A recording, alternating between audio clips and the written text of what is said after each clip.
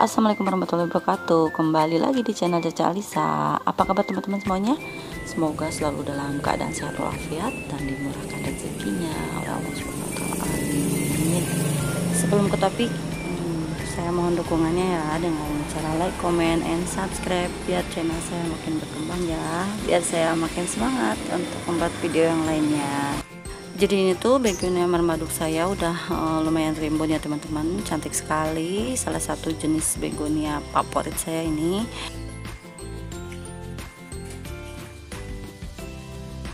Udah gitu dia tuh nggak ribet ya perawatannya, nggak rewel juga, agak sedikit bandel, nggak rentan terhadap penyakit, terutama penyakit yang menyerang begonia, terutama ya jamur tepung ya. Ini tuh termasuk tahan. Begonia ini tuh jadi memiliki batang daun yang panjang, jadi dia tidak memiliki batang pohon gitu ya, jadi dia langsung batang daun panjang, dan dia tuh menumbuhkan anakannya dari bonggolannya itu ke samping. Bisa dilihat ya teman-teman, sangat cantik. Dan ini tuh saya rawat dari baby ya, saya itu selalu membeli tuh baby, jarang langsung beli yang besar ya. Jadi ini tuh saya rawat dari baby, dari berapa daun waktu itu, alhamdulillah sekarang udah muyuk, udah besar. Dan ini juga udah mulai medianya tuh udah harus ditambah lagi ya. Bahkan ini kalau memang direpotting ke pot yang lebih besar, dia akan lebih besar lagi pertumbuhannya seperti ini. Berhubung karena saya potnya lagi kosong, ya udah saya biarkan aja dulu, yang penting dia sehat. Dan ini paling saya mau tambah media aja untuk sementara ya teman-teman.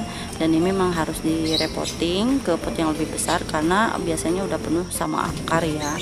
Dan biasanya itu paling telat repotting begonia itu 6 bulan sekali ya, itu paling telatnya. Karena dia tuh kalau memang pot kecil kayak gini tuh cepat penuh ya.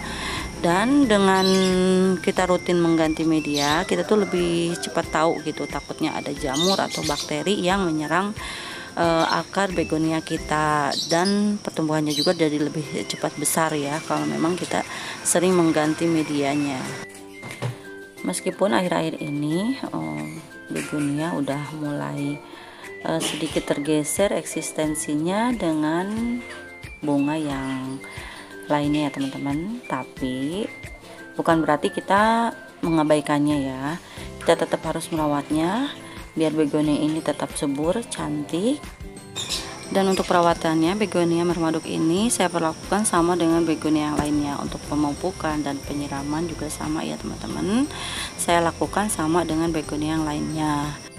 Dan untuk penyiramannya pun saya lakukan 2 atau 3 hari sekali, karena begonia ini juga tidak suka berlebihan air ya teman-teman.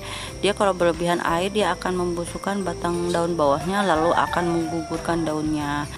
Kebetulan saya tidak punya contohnya, tapi begonia mermaduk ini kalau memang dia kelebihan air atau memang pemupukan yang salah, biasanya dia akan merontokkan, membusukkan daun bagian bawahnya dulu, dia akan busuk dan rontok ya teman-teman. Jadi dia pembusukannya dari batang bawah, lama kelamaan habis, tapi dia bonggolnya akan tetap utuh ya teman-teman. Dan untuk cara memperbanyaknya, ini kita bisa lihat, bisa dipecah dari bonggolan seperti ini. Ini tuh bisa dilihat kayak berkelompok gitu ya. Kita tinggal memecahnya aja, tinggal membaginya, lalu kita tanam terpisah. Itu saya lakukan dengan begonia ini juga ya. Ini tuh tadinya saya pecah dari indukannya, dan alhamdulillah dia juga udah mulai rimbun gitu ya teman-teman ya. Kalau pisah dari bonggol itu lebih cepat dibanding dengan yang penanaman dari daun ya teman-teman, kalau untuk begonia mermaduk ini. Dan ini contoh yang diperbanyak melalui daun ya teman-teman. Jadi begonia mermaduk ini kalau saya itu memperbanyaknya itu dengan menyertakan batang yang lumayan panjang seperti ini dengan daun utuh, enggak saya potong-potong. Itu lebih tinggi ya tingkat keberhasilannya dibanding dengan kalau saya memperbanyak dengan menyobek-nyobek daunnya. Dan ini pun 3 mingguan ya, ini udah numbuh. Jadi lebih cepat kalau memang menyertakan batang daunnya dibanding yang kayak model tidak menyertakan batang daun.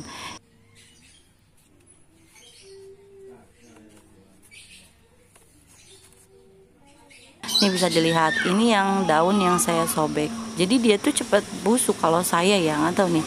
Kalau yang teman-teman lain orang kan lain-lain lagi juga caranya ya teman-teman ya. Kalau saya memperbanyak begonia mermaduk ini dengan cara menyertakan batang daunnya yang panjang. Itu kalau saya lebih cepat berhasil ya teman-teman, dibandingkan dengan kayak merobek-robek daunnya gitu yang kecil-kecil. Itu saya pasti busuk ya teman-teman, saya nggak bisa gitu. Kalau ini kalau memang menyertakan daunnya itu lebih cepat, udah gitu anakannya lebih banyak membiuk ya teman-teman. Dan ini kebetulan saya punya bibit yang dari perbanyakan dari daun ya ini, dan ini mau saya pindah. Untuk memindahkannya tuh, kalau begonia mermaduk ini diusahakan memiliki akar yang cukup ya teman-teman. Kalau akar baru sedikit, jangan coba-coba untuk memindahkannya, karena saya udah beberapa kali itu busuk selalu gitu ya. Tapi kalau dia akarnya udah banyak, tingkat keberhasilannya tinggi. Nah ini tuh diusahakan media tanam awal tuh jangan sampai hancur ya teman-teman, karena jadi biar akarnya tuh nggak terganggu. Jadi tuh biar ke bawah aja gitu.